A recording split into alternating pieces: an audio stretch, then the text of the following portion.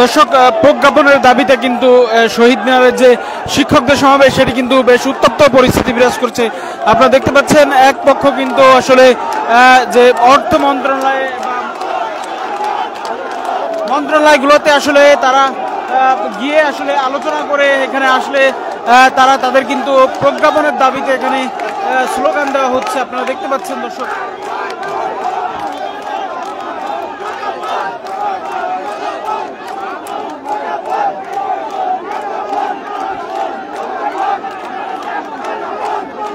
দর্শক, আপনারা দেখছেন প্রজ্ঞাপনের দাবিতে কিন্তু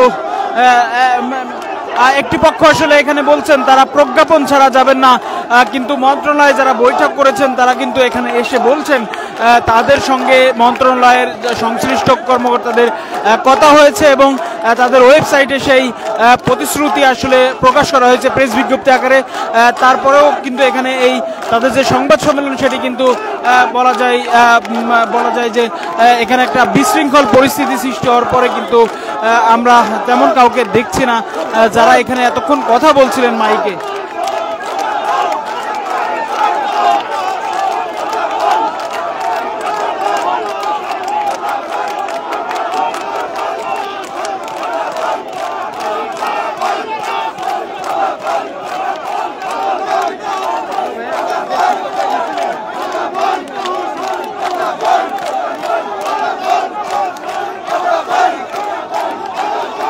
দর্শক, আপনারা দেখছেন যারা গিয়েছিলেন তারা কিন্তু আমরা একটু কথা বলার চেষ্টা করবো এখানে।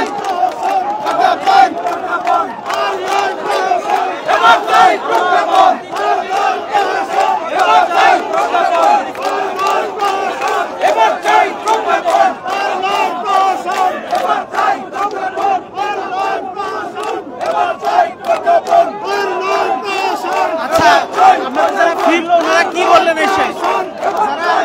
বৈঠক করে আসছে ওনারা কি বললেন? এখনো বলে না, বলবে, এখনো ঘোষণা আসে নাই। আমরা এই মুহূর্তে 11তম গ্রেডের কথা প্রশাসন রাজি হয়েছে, আর আমাদের যে উচ্চতর গ্রেড 10ম এবং 16 বছর পূর্তিতে এই ব্যাপারে তারা কথা দিয়েছে, কিন্তু প্রজ্ঞাপন ছাড়া আমরা বিশ্বাস করছি না। ইতিপূর্বে অনেক কথা দিয়েছে কিন্তু কাজ হয় না। আমরা চাই প্রজ্ঞাপন, মুখের কথায় আমরা শহীদ মিনার ছাড়বো না। আমরা প্রজ্ঞাপন চাই, আমরা প্রজ্ঞাপন চাই, মুখের কথা বিশ্বাস করি না, আমরা প্রজ্ঞাপন চাই। মুখের কথা আরো বলছিল কিন্তু দেয় নাই। আমরা কোন ধরনের প্রেস রিলিজে বিশ্বাসী না, আমরা কোন ধরনের প্রেস রিলিজে কনভিন্স হব না। আমাদেরকে যতক্ষণ না প্রজ্ঞাপন দেওয়া হবে ততক্ষণ আমরা এই শহীদ মিনার ছাড়বো না।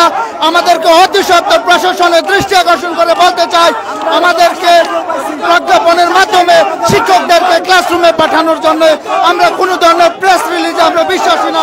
আমরা যতক্ষণ না পর্যন্ত প্রজ্ঞাপন পাবো আমরা এই শহীদ মিনারের চত্বর ছাড়বো না। দর্শক, আপনারা দেখছেন এখানে কিন্তু যারা আছেন তারা কিন্তু প্রজ্ঞাপন ছাড়া ফিরবেন না বলে তারা কিন্তু এখানে স্লোগান দিচ্ছেন। আপনারা দেখছেন যারা কিছুক্ষণ আগে যে প্রতিনিধিরা আসলে এসেছিলেন, যে প্রতিনিধিরা আসলে বৈঠক করে এসেছিলেন, তাদেরকে তাদের বক্তব্য দেওয়ার সময় তাদেরকে ভুয়া স্লোগান দিয়ে তাদেরকে কিন্তু এখানে বক্তব্য দিতে দেওয়া হয়নি। আপনারা দেখতে পাচ্ছেন।